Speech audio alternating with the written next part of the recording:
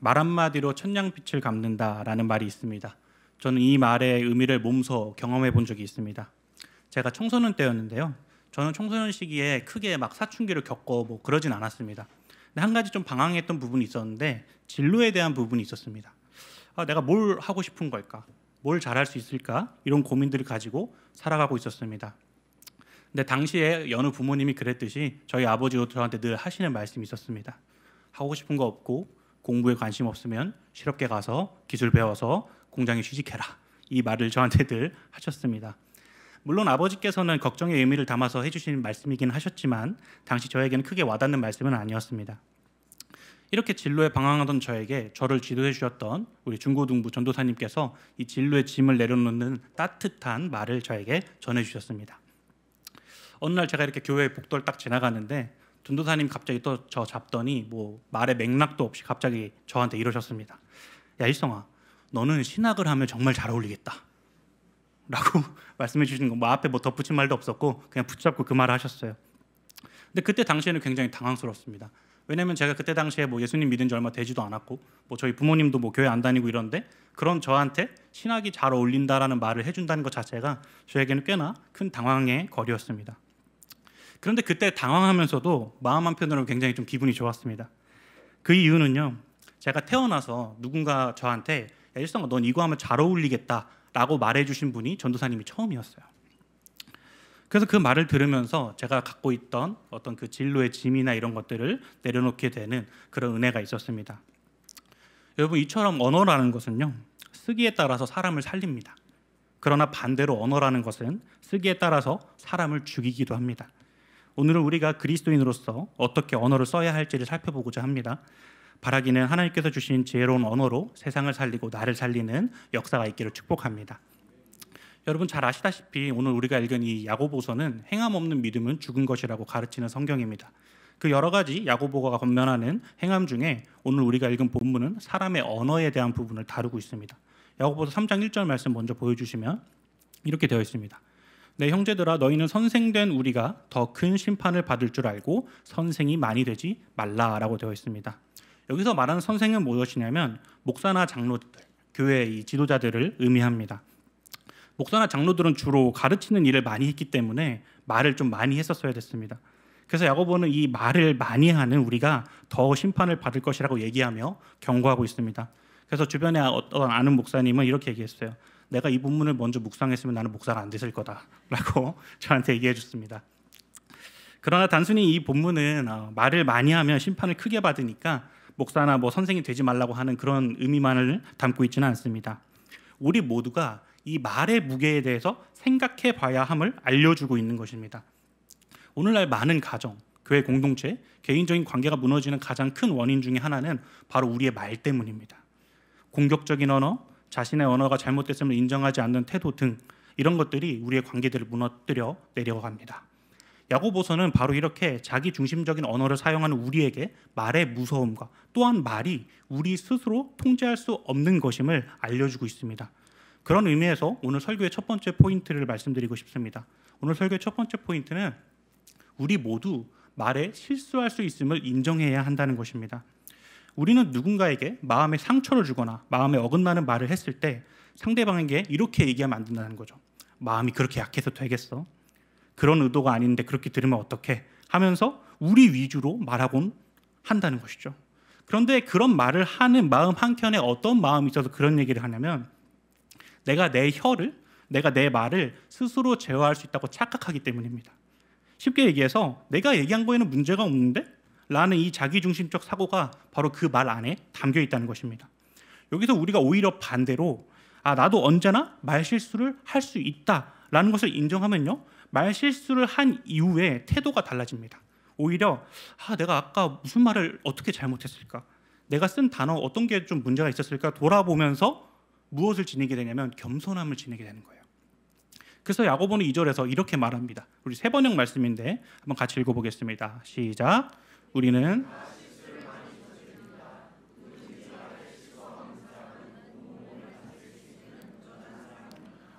여기서 말하는 이 말에 실수가 없는 사람이 온몸을 다스릴 수 있다고 표현하는 것은 그렇게 할 수 있는 사람은 없다라는 표현인 것입니다. 마치 내가 로또 1등에만 당첨되면 뭐 비싼 재산을 얻을 수 있어, 집을 얻을 수 있어 얘기하는 것처럼 거의 가능성이 희박한 것을 이야기하는 것입니다. 야고보는 이 말씀을 통해서 우리가 우리의 언어를 우리 마음대로 통제할 수 없다라는 것을 알리면서 동시에 이 이후에 뭘 말하냐면 이 언어가 가진, 이 말이 가진, 이 혀가 가진 힘이 얼마나 무서운지를 우리에게 보여주고 있어요. 3절 이하의 말씀에 이렇게 되어 있는데요. 우선 3, 4절 말씀도 한번 같이 읽어보도록 하겠습니다. 우리가 말들의 입에 재갈 물리는 것은 그 온몸을 제어하는 것이라. 또 배를 보라. 그렇게 크고 광풍에 밀려가는 것들을 지극히 작은 키로서 사공의 뜻대로 운행하나니. 여기 말씀해 보니까 말들의 입에 물리는 재갈 그리고 배의 작은 키를 얘기하고 있는데요. 여기서 말하는 이 재갈은 말보다는 훨씬 작죠. 키도 배보다 훨씬 작습니다. 그러나 이 작은 것들이 이 배와 말을 통제하듯이 우리의 혀가 우리의 인생을 송두리째 바꿔버릴 수 있다는 엄청난 힘이 있다는 것을 지금 얘기해주고 있는 것입니다. 그러면서 5절 말씀해 보시면 이렇게 되어 있습니다. 이와 같이 혀도 작은 지체로 돼 큰 것을 자랑하는도다. 보라, 얼마나 작은 불이 얼마나 많은 나무를 태우는가.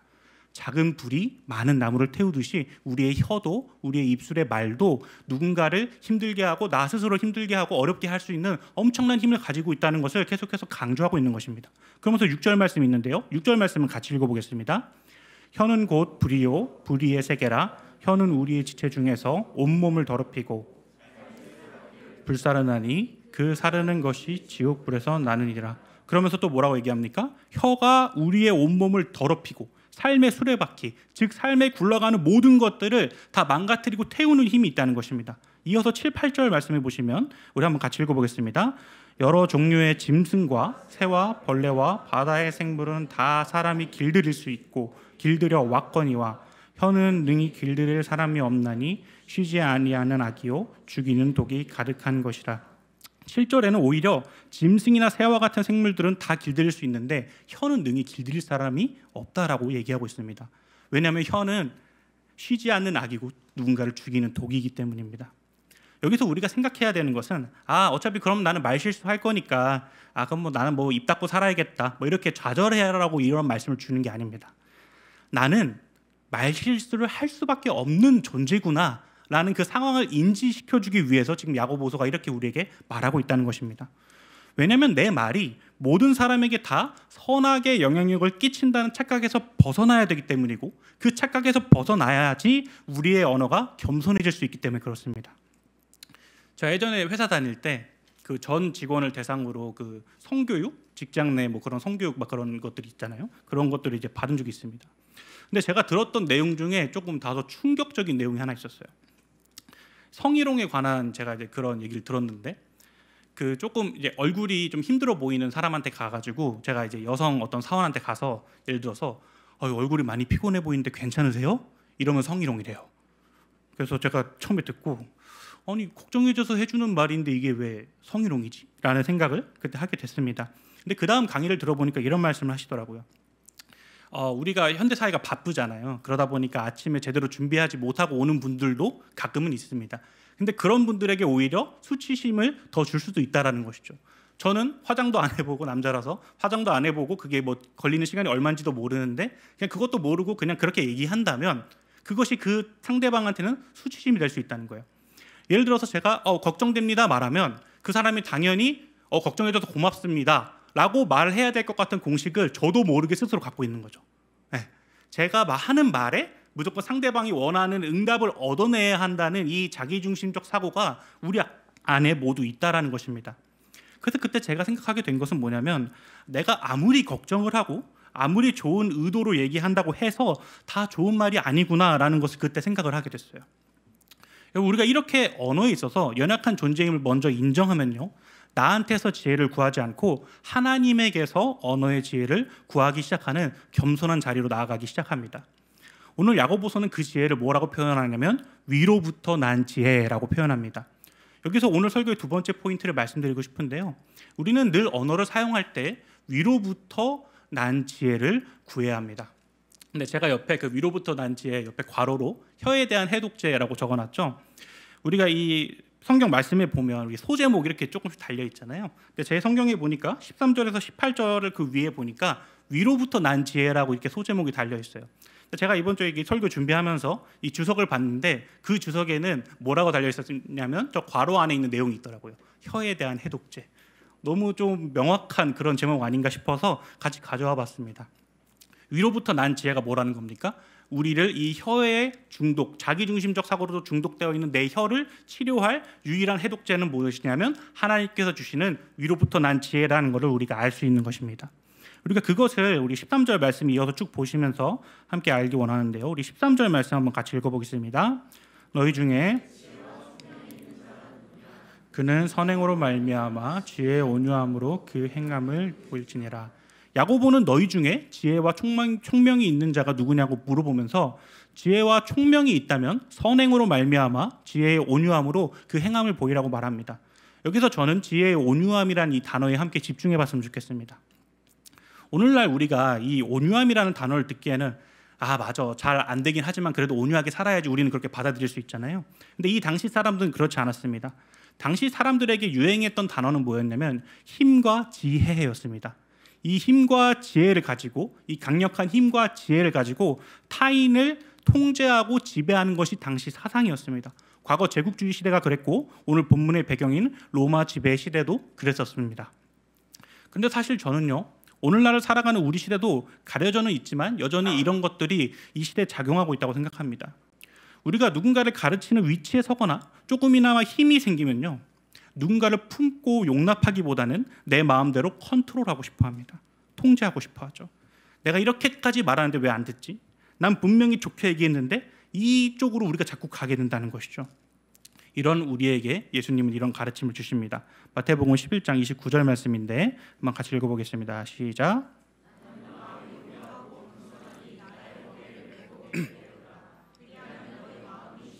얻으리니. 예수님은 당시 힘이 지배하던 시대 속에서 온유함을 외치시던 분이었습니다. 누군가가 누군가를 지배하는 세상 속에서 저항한 것이었습니다. 우리도 이 예수님을 따라가야 합니다. 내가 통제하고 싶고 내가 가진 힘으로 누군가를 억누르고 싶은 그 마음에 저항해야 합니다. 이것이 온유의 시작이자 우리 언어 생활의 시작이 되어야 하는 것입니다. 그리고 그 온유한 것들을 모두 지칭하는 것이 뭐냐면 바로 위로부터 난 지혜인 것입니다. 3장 13절에서 18절은 그래서 이 위로부터 난 지혜와 땅 위에 있는 것들을 구별하는데요. 한번 자막 보여주시면요. 네, 이렇게 구별하고 있습니다. 땅 위에 있는 것은 독한 시기, 다툼, 편견, 거짓, 안 좋은 것들이죠. 위로부터 난 지혜는 순결, 화평, 관용, 양순, 편견과 거짓이 없음, 이렇게 되어 있습니다. 땅 위의 것들은 독한 시기, 다툼, 편견, 거짓이 있습니다. 이것들의 결과는 파멸과 분열입니다. 누군가를 보며 비교의식을 가지고 질투를 해서 자기가 가진 힘으로 누르려고 한다든지, 아니면 누군가를 향해 이미 편견과 거짓을 가지고 바라보는 것, 이것이 모두 우리가 가진 땅의 것들입니다. 앞에 있는 독한 시기와 다툼도 중요하지만 이 시대는 편견과 거짓으로 더 물들어 있어서 우리가 가진 사고관 안에서 상대방을 다 이해하려고 하는 이 편견과 거짓 속에 우리는 살고 있다는 것입니다. 오늘날 시대를 보면요, 학력이, 지역이, 경제적 수준이, 가정 배경 등으로 이런 어떤 요소들로 상대방을 수많은 편견을 가지고 쳐다보는 시대가 오늘날의 시대인 것 같아요. 뿐만 아니라 누군가 나한테 한 어떤 행동 몇 가지로 그 사람을 이미 평가하고 깎아내리면서 그 다음에도 계속해서 그 사람을 색안경 끼고 보는 시대, 몇 가지 잘못한 행동 가지고 평가하는 시대가 바로 이 시대가 아닌가 하면서 생각하면서 굉장히 안타까운 시대를 우리는 살아가고 있는 것 같습니다. 여러분, 이 편견과 거짓이 난무하는 이 시대는요, 용납과는 거리가 멉니다. 하나님은 우리의 무엇인가가 잘나서, 경제적 수준이 뛰어나서, 지식이 많아서 무엇인가 신앙생활을 열심히 해서 우리를 받아주신 게 아닙니다. 그저 사랑하기에 있는 그대로 받아들이신 겁니다. 그렇게 우리는 이 땅에서 누군가를 편견과 거짓으로 바라보며 시기와 다툼을 일으키는 시선을 저버려야 하는 것이고, 위로부터 난 지혜를 구해야 하는 것입니다. 위로부터 난 지혜는 순결하고 화평합니다. 평화를 기본적으로 우선시합니다. 그리고 관용하고 양순합니다. 여기서 양순의 의미는 거칠지 않는 부드러움을 의미합니다.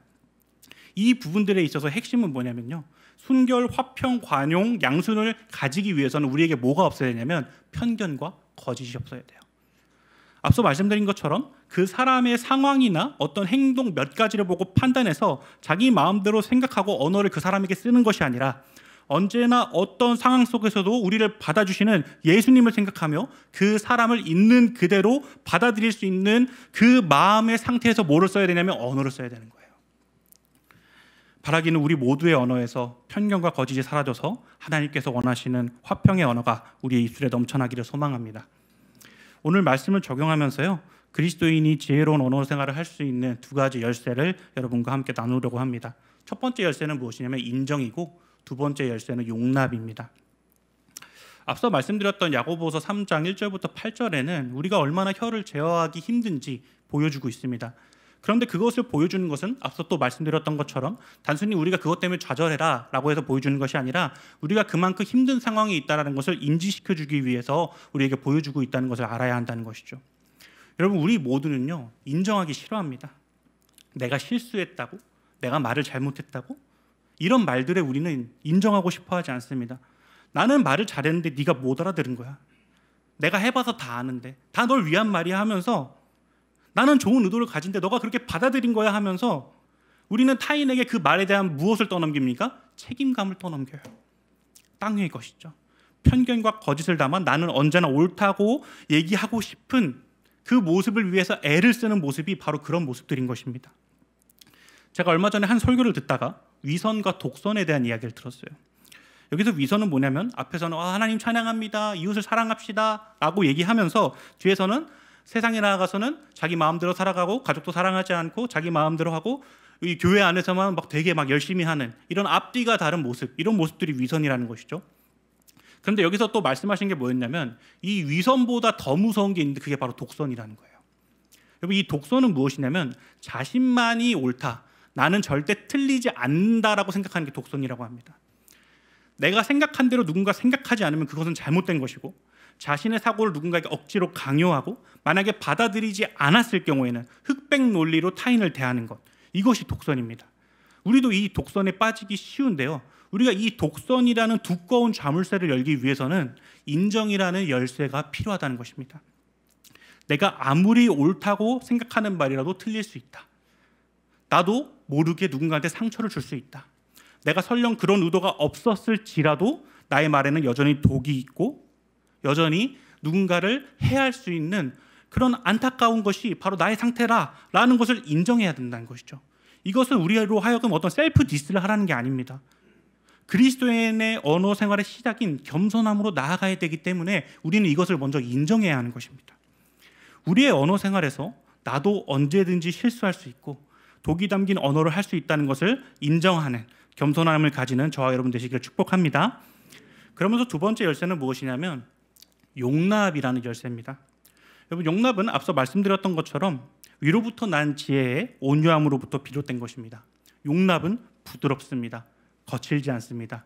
다투지 않습니다. 관용합니다. 타인에게 조건을 들이밀지 않습니다. 편견과 거짓으로 색깔론적으로 타인을 대하지 않습니다. 예수님이 바로 그 모습을 보여주신 분입니다. 마태복음 11장 19절 세 번역 말씀이 있는데요, 우리 함께 읽어보도록 하겠습니다. 시작.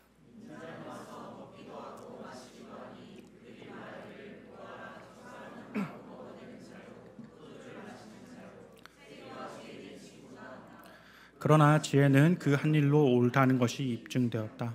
당시 사람들의 수많은 질타를 받았던 세리와 죄인을 있는 그대로 용납하신 것, 편견과 거짓 없이 그들을 용납하시면서 어울리시고 함께 하신 것, 그것이 바로 예수 그리스도의 용납의 언어였습니다.